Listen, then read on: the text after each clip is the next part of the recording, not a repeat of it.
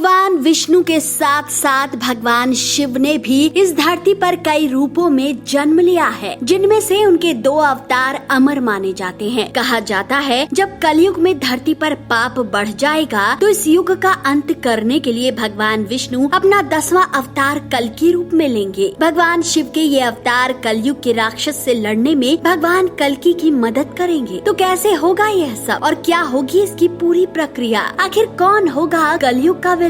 शिव के इन अवतारों से कब टकराएंगे भगवान कल्कि? आज इस वीडियो में आप सब कुछ जानने वाले हैं। अगर कुछ भी मिस नहीं करना चाहते हैं तो इस वीडियो के साथ अंत तक बने रहिए। दोस्तों, आज से 5,500 साल पहले श्रीमद् भगवत गीता में कल्कि अवतार की भविष्यवाणी कर दी गई थी। भगवान कृष्ण ने गीता में कहा है कि जब जब धरती पर पाप होता है तब तब मैं जन्म लेता हूँ। श्री कृष्ण ने कहा था मैं प्रकट होता हूँ, मैं आता हूँ। जब जब धर्म की हानि होती है तब तब मैं आता हूँ। जब जब अधर्म बढ़ता है तब तब मैं आता हूँ। सज्जन लोगों की रक्षा के लिए मैं आता हूँ, दुष्टों के विनाश करने के लिए मैं आता हूँ, धर्म की स्थापना के लिए मैं आता हूँ और युग युग में जन्म लेता हूँ। श्रीमद् भागवत गीता के 12वें स्कंद में लिखा है कि भगवान विष्णु के 10वें अवतार कल्कि का जन्म कलयुग के अंत में और सतयुग के संधि काल में होगा। दोस्तों, हम आपको अपने पिछले वीडियो में बता चुके हैं कि कैसे 4 युगों के अंत के बाद फिर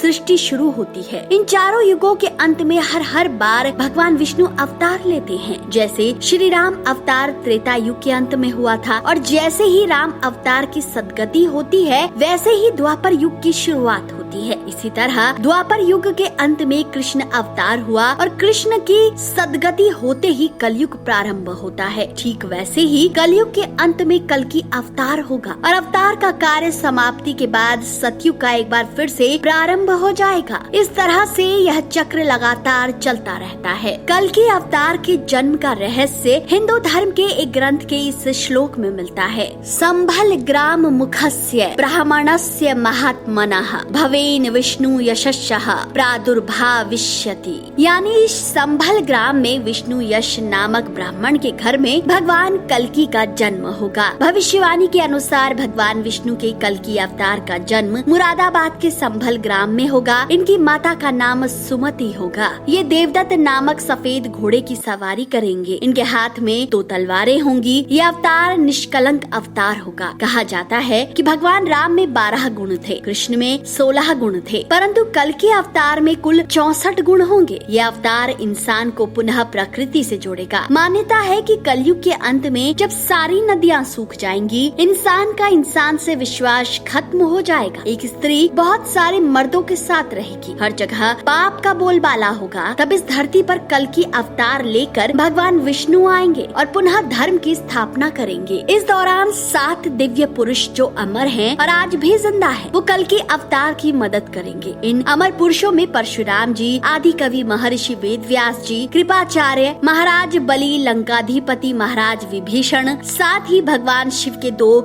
सबसे शक्तिशाली अवतार हनुमान जी और श्रापित अश्वत्थामा भी शामिल होंगे। इसके बारे में कहा जाता है कि ये 7 दिव्य पुरुष आज भी कल्कि अवतार की प्रतीक्षा कर रहे हैं, जिसमें परशुराम जी भगवान कल्कि के गुरु होंगे। बाकी महापुरुष भगवान कल्कि के साथ राक्षस कली पुरुष के खिलाफ युद्ध लड़ेंगे। अब सवाल यह उठता है कि कौन है कलयुग का राक्षस कली पुरुष? आखिर उसका जन्म कैसे और कब हुआ? आइए जानते हैं। दोस्तों, कली पुरुष के जन्म के रहस्य को जानने के लिए हमें इस सृष्टि के रचना के प्रारंभ में जाना होगा, यानी सतयुग में। पूरी कहानी वहाँ से शुरू होती है जब एक बार ऋषि दुर्वासा इंद्रदेव से मिलने स्वर्ग लोक गए हुए थे, पर इंद्रदेव वहाँ नहीं थे। जब वे किसी राक्षस का वध करके स्वर्ग लोक लौटे तब दुर्वासा ऋषि ने उनके स्वागत के लिए उन्हें फूलों का हार पहना दिया। चूँकि इंद्रदेव अभी जीत की धुन में मग्न थे, इसी मग्नता में उन्होंने उस फूलों की माला को हाथी के गले में पहना दिया। जब दोबारा इंद्र सभा शुरू हुई तो दुर्वासा ऋषि उनसे मिलने आए। तब उन्होंने देखा कि उनके फूलों की माला हाथी के पैरों में पड़ी है। यह देख दुर्वासा ऋषि को क्रोध आ गया और उन्होंने श्राप दे डाला कि जिस ऐश्वर्य में तुमने मेरे उपहार का अपमान किया है वो ऐश्वर्य तुमसे छिन जाएगा। इस श्राप के बाद से ही इंद्रलोक में धन और मान की हानि होने लगी। सभी देवता कमजोर होने लगे। हर ओर हताशा और निराशा छा गई। अपनी इस स्थिति से दुखी सभी देवता भगवान विष्णु के पास पहुँचे। भगवान विष्णु ने उन्हें समुद्र मंथन के लिए कहा और बताया कि आप लोगों को पुनः पहले जैसा होने के लिए क्षीर सागर के अमृत की आवश्यकता पड़ेगी, क्योंकि देवता अभी कमजोर थे, इसलिए इंद्रदेव ने असुरों के राजा बलि से समुद्र मंथन के लिए मदद मांगी। पहले तो राजा बलि ने देवताओं को मना कर दिया, क्योंकि वे जानते थे कि देवता असुरों के साथ छल करेंगे। परंतु दैत्यों के गुरु शुक्राचार्य के कहने पर राजा बलि इस शर्त पर तैयार हो गए कि जो भी समुद्र मंथन में निकलेगा उसका असुरों और देवताओं के बीच बंटवारा होगा। समुद्र मंथन की तैयारियां शुरू हो गई। तब मंदराचल पर्वत को गरुड़ देव ने अपनी चोंच से उठाकर क्षीर सागर में रख दिया और सर्पराज बासुकी को उस पर्वत में लपेटकर रस्से का काम लिया गया। राक्षसगण बासुकी नाग के मुख की ओर और देवता पूंछ की ओर लगे थे, परंतु मंथन ही नहीं हो पा रहा था, क्योंकि मंदराचल पर्वत का आधार घूम नहीं रहा था। तब भगवान विष्णु ने कच्छप यानी कछुए का अवतार लेकर मंदराचल पर्वत को अपने पीठ पर रखा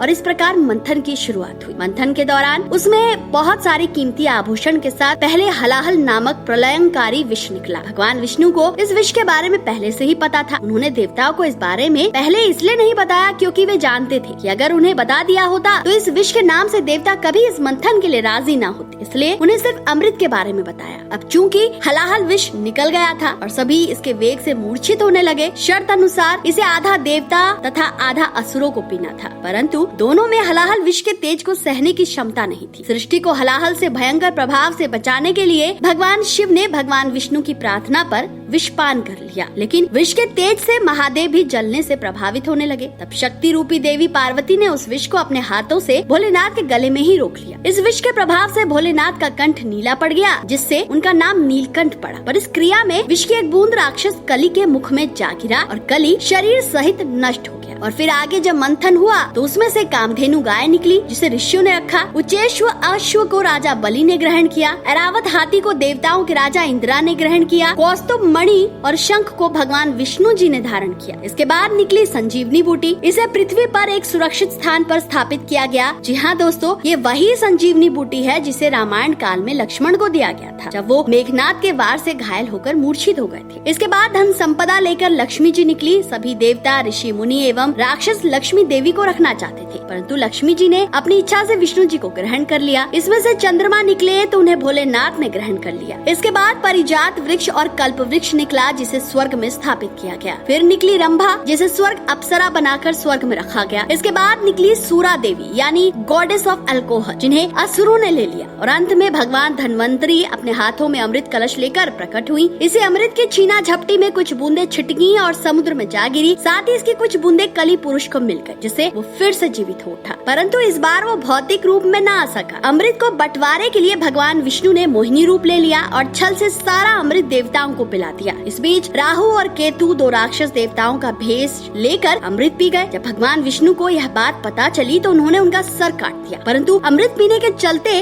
वे अमर हो चुके थे। इसलिए राहु और केतु अब भी पिंड यानी ग्रह रूप में जीवित हैं। कहा जाता है कि कली पुरुष अभी भौतिक रूप में नहीं आया है, लेकिन वो अपनी शक्तियों से इंसान पर काबू पा सकता है और कलयुग के अंत में वो भौतिक रूप में भी आ जाएगा। तब वो पाताल लोक से सभी आसुरी शक्तियों को आजाद करके इंसानों पे राज करेगा। तब भगवान विष्णु का कल्कि अवतार होगा, जो 64 गुणों से युक्त माहिर योद्धा होंगे। वो अब तक के सबसे शक्तिशाली राक्षस कली पुरुष से लड़ेंगे और इंसानों को उसके प्रभाव से मुक्त करेंगे। भविष्यवाणी के अनुसार हैरानी वाली बात यह होगी कि इस युद्ध में कली पुरुष की तरफ से भी इंसान लड़ेंगे, क्योंकि तब तक धर्म पूरी तरह नष्ट हो जाएगा। इंसान भगवान को पहचान नहीं पाएंगे, लेकिन अंत में सब ठीक हो जाएगा, क्योंकि कलयुग का अंत हो जाएगा और एक बार फिर से सतयुग का प्रारंभ होगा। तो दोस्तों, यह थी हमारी आज की वीडियो। आपको कैसी लगी हमें कमेंट करके जरूर बताएं। वीडियो अगर पसंद आया है तो इसे महाकाल के भक्तों तक अवश्य पहुंचाएं। हर हर महादेव।